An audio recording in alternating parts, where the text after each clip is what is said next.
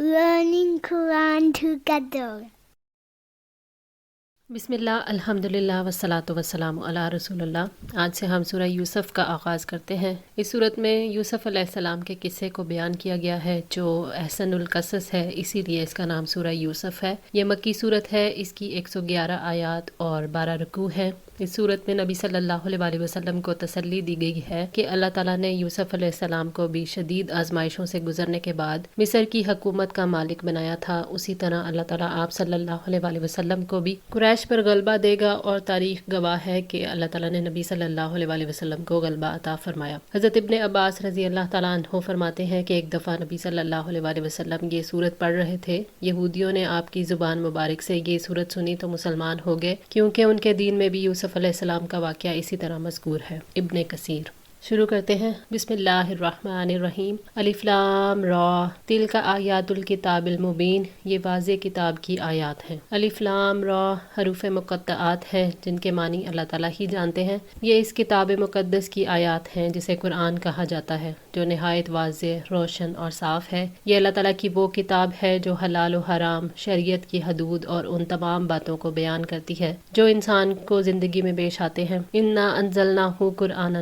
Arabia, یقیناً ہم نے عربی قرآن بنا کر اسے نازل کیا ہے، لعلکم تعقلون، تاکہ تم سمجھو۔ اللہ تعالیٰ نے اس کتاب یعنی قرآن پاک کو سب سے زیادہ معزز رسول پر بلد الامین، عزت والے مہینے میں، اور معزز فرشتے کے واسطے سے لیلۃ القدر میں نازل فرمایا، عربی زبان میں نازل فرمایا جو بڑی فصیح اور بلیغ ہے، بڑی وسعت رکھتی ہے، مقاصد کو پوری طرح سے وضاحت سے بیان کرتی ہے، اس لیے یہ قدر و منزلت والی پاکیزہ ترین کتاب اس بہترین زبان میں دنیا کے کامل ترین انسان یعنی خاتم الانبیاء صلی اللہ علیہ وسلم پر نازل ہوئی۔ ابن کثیر۔ لعلکم تعقلون، تاکہ تم سمجھو، یعنی تم عقل سے کام لے کر غور و فکر کرو، اسے سمجھو اور اس پر عمل کرو۔ نحن نقص علیک، ہم بیان کرتے ہیں آپ پر، احسن القصصی، بہترین قصوں میں سے، بما اوحینا الیک ھذا القرآن، اس وجہ سے کہ وحی کیا ہم نے آپ کی طرف قرآن، یعنی ہم آپ کو جو قصہ سنا رہے ہیں وہ اپنی سچائی اور خوبصورتی کی وجہ سے سب سے زیادہ اچھا قصہ ہے۔ قرآن پاک کے الفاظ سے یہ پتہ چلتا ہے کہ نبی صلی اللہ علیہ وسلم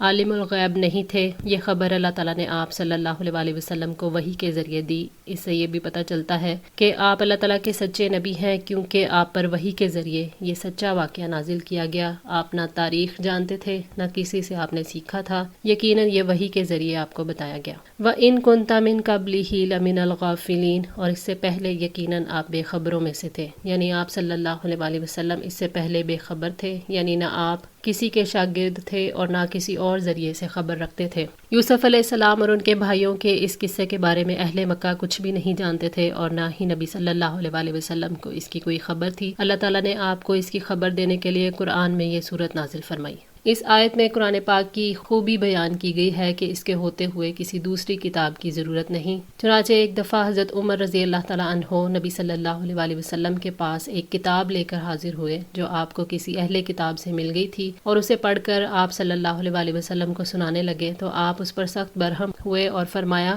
خطاب کے بیٹے، تم اس میں مصروف ہو کر گمراہ ہونا چاہتے ہو، اللہ کی قسم یاد رکھو میں تمہارے پاس نہایت چمکدار اور روشن قرآن لے کر آیا ہوں، خبردار اہل کتاب سے کچھ نہ پوچھو، ہو سکتا ہے کہ وہ صحیح بات بتائیں اور تم اسے نہ مانو، اور یہ بھی احتمال ہے کہ غلط بتا دیں اور تم اسے مان لو۔ اللہ کی قسم اگر آج حضرت موسیٰ علیہ السلام بھی زندہ ہوتے تو انہیں بھی میری پیروی کے بغیر چارہ نہ تھا۔ مسند احمد۔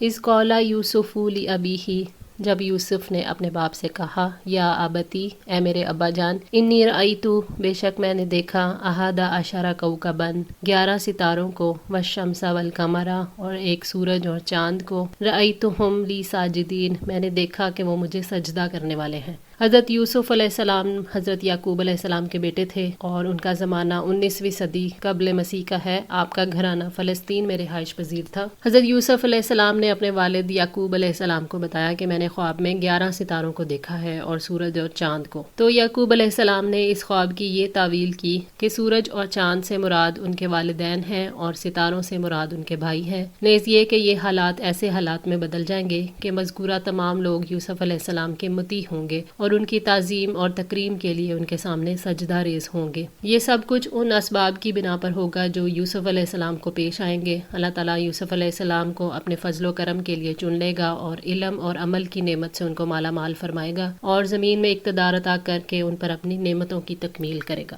قالا یا بنیا، انہوں نے کہا اے میرے چھوٹے بیٹے، لا تقصص، نہ تم بیان کرنا، رؤیا کا اپنا خواب، علی اخواتی کا اپنے بھائیوں سے، فیقیدوا لکا، پس وہ چال چلیں گے تیرے لیے، قیدا، ایک چال۔ حضرت یعقوب علیہ السلام نے جب اپنے بیٹے کا خواب سنا تو انہیں تاکید کی کہ اپنے بھائیوں کو یہ خواب نہ سنانا، ایسا نہ ہو کہ شیطان کی چال میں آ کر تمہارے بھائی تم سے حسد کرنے لگیں اور تمہارے خلاف کوئی چال چلے تاکہ کہیں تم سردار نہ بن جاؤ۔ حضرت ابو سعید خدری رضی اللہ تعالیٰ عنہ نے نبی صلی اللہ علیہ وآلہ وسلم سے سنا، آپ نے فرمایا جب تم میں سے کوئی ایسا خواب دیکھے جو اس کو اچھا معلوم ہو تو وہ اللہ تعالیٰ کی طرف سے ہے، اس پر اس کو اللہ کا شکر ادا کرنا چاہیے اور اس کو اپنے دوستوں سے بھی بیان کرے، اور جو اس کے سوا ایسا خواب دیکھے جو برا معلوم ہو تو وہ شیطان کی طرف سے ہے، اس کے شر سے اللہ تعالیٰ کی پناہ مانگے اور کسی سے اس کا ذکر نہ کرے کیونکہ پھر وہ اس کو نقصان نہیں دے گا۔ صحیح بخاری 6985۔ اسی طرح حضرت ابو ہریرہ رضی اللہ تعالیٰ عنہ بھی بیان کرتے ہیں کہ نبی صلی اللہ علیہ وآلہ وسلم نے فرمایا جب تم میں سے کوئی ایسا خواب دیکھے جو اسے ناپسند ہو تو اسے چاہیے کہ 2 رکعتیں ادا کرے اور کسی کو خواب کے متعلق نہ بتائے تو یہ اسے کوئی نقصان نہیں دے گا۔ تو یوسف علیہ السلام نے اپنے والد کے حکم کی تعمیل کی اور خواب جو تھا وہ بھائیوں کو نہیں بتایا۔ ان الشیطان للانسان عدو مبین، بے شک شیطان انسان کا کھلا دشمن ہے۔ قتادہ رحمۃ اللہ کا قول ہے کہ شیطان سے دشمنی رکھو اور ہر مسلمان پر یہ حق ہے کہ وہ شیطان سے دشمنی رکھے، یہ دشمنی اللہ تعالیٰ کی اطاعت میں ہے۔ ابن ابی حاتم۔ شیطان سے بچیں کیونکہ اسی نے یوسف علیہ السلام کے بھائیوں کو حسد میں مبتلا کیا تھا، اسی وجہ سے یعقوب علیہ السلام نے فرمایا تھا کہ اپنے بھائیوں کو اپنا خواب نہ بتانا۔ وَكَذَلِكَ يَجْتَبِيكَ رَبُّكَ، اور ایسے ہی آپ کا رب آپ کو منتخب کرے گا، وَيُعَلِّمُكَ مِن تَأْوِيلِ الْأَحَادِيثِ، اور آپ کو باتوں کی اصل حقیقت سمجھنے میں سے کچھ سکھائے گا۔ اللہ تعالیٰ نے یوسف علیہ السلام کو ملنے والے بلند مرتبے کی خبر دی ہے کہ جیسے تمہارے رب نے خواب میں تمہاری عزت تمہیں دکھائی ہے، اسی طرح وہ تمہیں نبوت کا درجہ عطا کرے گا، یعنی اللہ تعالیٰ آپ کو بہترین اور صاف عطا فرمائے گا، آپ کو آسمانی کتابوں میں آنے والے سچے واقعات کی تعویل اور خوابوں کی تعبیر کا علم سکھائے گا۔ تعویل سے مراد ہے کسی چیز کا انجام معلوم ہو جائے۔ تعویل الاحادیث کے معنی خوابوں کی تہ تک پہنچنا ہے، یہاں اس سے مراد خوابوں کی تعبیر ہے۔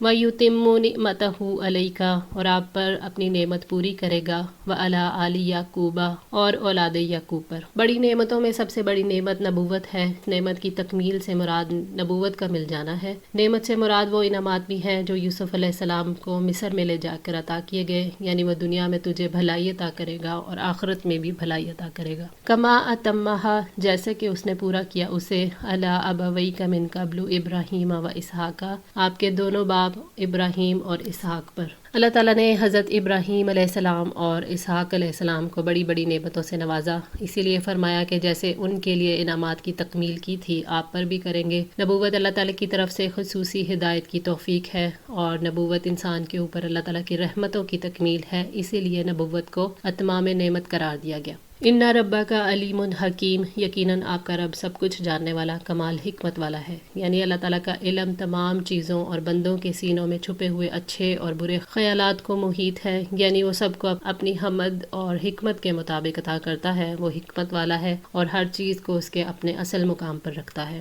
لقد کان فی یوسف و اخواتہ، البتہ ہیں یوسف میں اور اس کے بھائیوں میں، آیات للسائلین، نشانیاں سوال کرنے والوں کے لیے، یعنی یوسف علیہ السلام کے واقعے میں بہت سے اسباق ہیں، اس قصے میں اللہ تعالیٰ کی قدرت اور اس کی حکمت کے دلائل ہیں۔ جو بھی اس واقعے کے بارے میں سوال کرتا ہے اس کے لیے اللہ تعالیٰ کی آیات اور اسباق سے فائدہ اٹھانے کا سامان موجود ہے۔ یوسف علیہ السلام اور ان کے بھائیوں کے بارے میں اہل مکہ نے سوال کیا تھا، جن کا ذکر انہوں نے اپنے سفروں کے دوران یہودیوں سے سن رکھا تھا۔ اس قصے میں اللہ تعالیٰ کی قدرت اور نبی صلی اللہ علیہ وآلہ وسلم کی نبوت کی صداقت کی نشانیاں ہیں۔ اہل مکہ کو بتا دیا گیا کہ تم وہ لوگ ہو جو برادران یوسف کا کردار ادا کر رہے ہو۔ یہ بتایا گیا کہ نبی صلی اللہ علیہ وآلہ وسلم کا انجام اللہ تعالیٰ کے فضل و کرم سے وہی ہونے والا ہے جو یوسف علیہ السلام کا مصر میں ہوا۔ آج کے لیے اتنا ہی۔ دعا ہے اللہ تعالیٰ ہماری اس کوشش کو قبول فرمائے، ہماری غلطیوں کوتاہیوں کو معاف فرما کر ہماری اصلاح فرمائے۔ جزاکم اللہ خیر، والسلام علیکم ورحمۃ اللہ وبرکاتہ۔